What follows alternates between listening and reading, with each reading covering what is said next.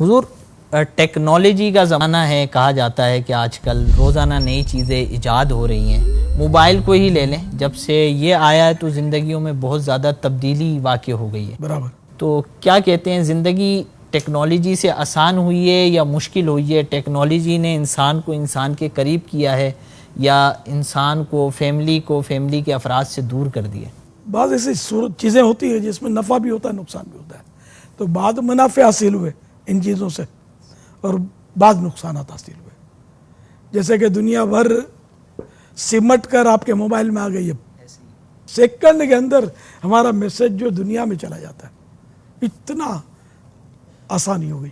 تو یہ فوائد تو ہیں، رشتہ داروں سے مطلب ملنا جلنا اس کے ذریعے آسان ہو گیا، ویڈیو کے ذریعے بھی ملاقات ان سے اور دل جوئی. اور یہ پھر پہلے مجھے تعزیت کرنی پڑتی تھی، فون پر تعزیت کی، پھر وہ میرے ذرا بڑے بھائی کو تسلی دو، میری وائف بہت روتی ہے اس کو تسلی دو. پھر وہ اب ختم ہوا تو پھر وہ ٹون بجے گی کہ وہ چچا موجود نہیں تھے، ان سے ذرا تعزیت.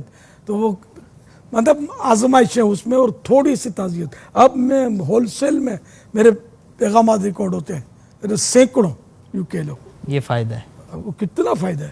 دنیا بھر میں مطلب ٹھکا ٹھک جا رہے ہیں اللہ کی رحمت سے. یہ فوائد ہیں. لیکن اب کیا ہوا، جدائی ڈال دی نا اس نے. ماں باپ سے ملنے گئے یا ماں باپ ملنے آئے تو امی کیسی ہو، ابو ویلکم. اب وہ منہ لٹکا کے بیٹھے ہوئے ہیں کہ بیٹا کب اس سے نظر ہٹا کر دوبارہ ہماری طرف نظر ڈالے.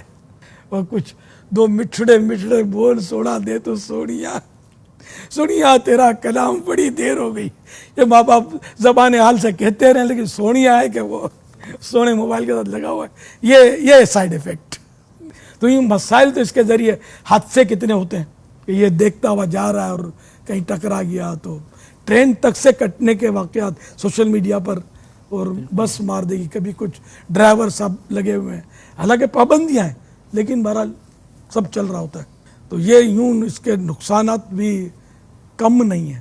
آنکھوں کے لیے نقصان دہ، بچے اب اس میں لگے ہیں، استاد اس میں لگے ہیں، چاہے وہ دینی استاد ہو چاہے دنیاوی استاد ہو، سب لگے ہوئے ہیں. سب نے اپنی ویب سائٹیں لوگوں نے کھول رکھی ہیں، جو سمجھ میں آتا ہے بولے جا رہے ہوتے ہیں. مذہبی بولنے والے تو ہماری میمنی بولتے سی چڑھا دیتے ہیں، یعنی سی چڑھتا ہے ایسا ایسا، وہ تو چوکے اور چھکے لگا رہے ہوتے ہیں. یعنی ہر ایک کا کام نہیں ہے اللہ کا دین بیان کرنا، یہ علماء کا کام ہے. یا علماء جیسا فرمائے لکھا ہے تو وہ دیکھ کر بیان کرنا. عوام کے لیے اتنا ہے کہ وہ اچھی طرح پڑھ سکتا ہے تو دیکھ کر بھلے وہ بیان کرے، لیکن یہ کہ اپنے طور پر مسئلے بتانا اور خود بھی ڈوبنا دوسروں کو بھی ڈبو دینا، یہ ہو رہا ہے.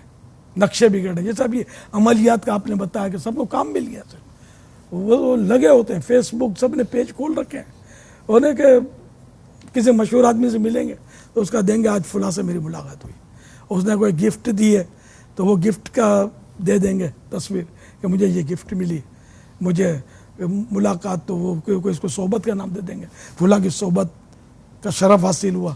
تو اس طرح وہ لگے ہوئے ہیں، مطلب کچھ نہ کچھ کام چاہیے. اب تو سوتی پیغامات تو دیتے ہوئے بعض اوقات میں سوچتا ہوں، کبھی رک جاتا ہوں کہ یہ اپنے فیس بک پہ چڑھا دے گا، تو پتہ نہیں کیا کیا اس کو. خدا جانے بعض لوگ کیش بھی کرتے ہوتے ہیں، یہ بھی ہوتا ہے.